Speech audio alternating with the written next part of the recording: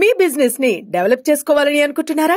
అయితే వెంటనే సంప్రదించవలసిన ఫోన్ నంబర్ 7729969299.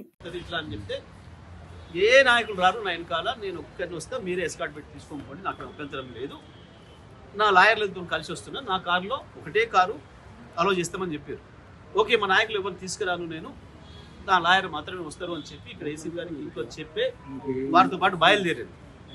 ఇప్పుడు పోయిన తర్వాత ఏసీబీ ఆఫీస్ ముందట బయట ఆపేశారు. ఇప్పటికి దాదాపు అర్ధగంట అవుతుంది.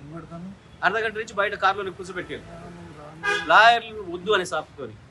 ఎందుకు భయపడుతున్నారు లాయర్లను చూసి రేవంత్ రెడ్డి? ఎందుకు భయం అవుతుంది నీకు? ఇందులో ఒక దొంగ వేషం ఉంది. మొన్న మా పట్నం నరేంద్ర రెడ్డి గారిని లగచర్ల కేసులు ఏదైతే పద్ధతుల్లో అక్రమంగా అరెస్ట్ చేసి వారు చెప్పని మాటలని చెప్పినట్టు పోలీస్ స్టేషన్ విచారణలో నేనే ప్లాన్ చేసినా, మొత్తం కేటీఆర్ గారి ఆదేశాల మేరకు అని చెప్పేదైతే తప్పుడు రాతలు రాసి కోర్టులో సమర్పించిండ్రో, మళ్ళీ ఇక్కడ కూడా అదే జరుగుతుందని నాకు అనుమానం ఉంది. పోలీసుల మీద మాకు విశ్వాసం పోతుంది. రేవంత్ రెడ్డి రాజ్యాంగం అమలవుతుంది, ఇక్కడ భారత రాజ్యాంగం చట్టాలు అమలు కావడం లేదు, అందుకే నేను లాయర్లను తీసుకొని వస్తాను ముందే చెప్పి తీసుకొని పోయాను. వాళ్ళ లాయర్లు వద్దు అనే పేరు మీద కేటీఆర్ గారిని హాఫ్ అన్ అవర్ పైన ఎప్పటికీ అర్ధగంట నుంచి బయట రోడ్డు మీద పెట్టి సతాయిస్తా ఉన్నారు.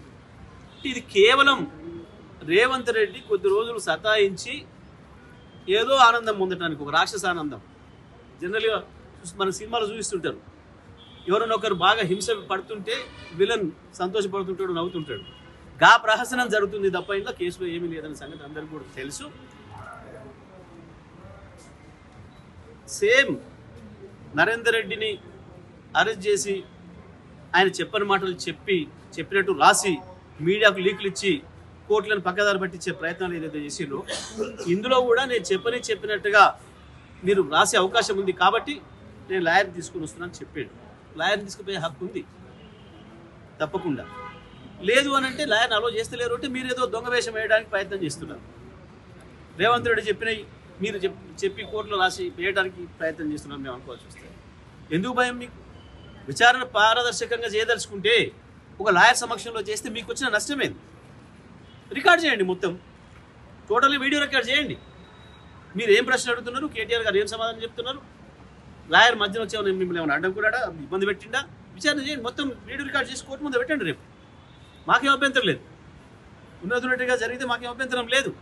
కానీ మీరు దొంగ రాతలు, తప్పుడు రాతలు మా వాళ్ళు చెప్పిన పద్ధతుల్లో మీరు అయితే రాసి లీకులు చేసి తప్పుడు ప్రచారాలు చేస్తున్నారో, తప్పుడు సమాచారం ఇస్తున్నారో ప్రజల కోర్టులకు, మేము అది జరగొద్దనే ఇవాళ మా కేటీఆర్ గారు న్యాయవాదులను తీసుకొని వెళ్ళిండు. ఇప్పటికి కూడా ఇంకా బయటనే రోడ్డు మీద నిలబెట్టినారు. ఇది చట్టాన్ని గౌరవించే వ్యక్తిగా, భారత రాజ్యాంగం పైన విశ్వాసం ఉన్న పౌరుడిగా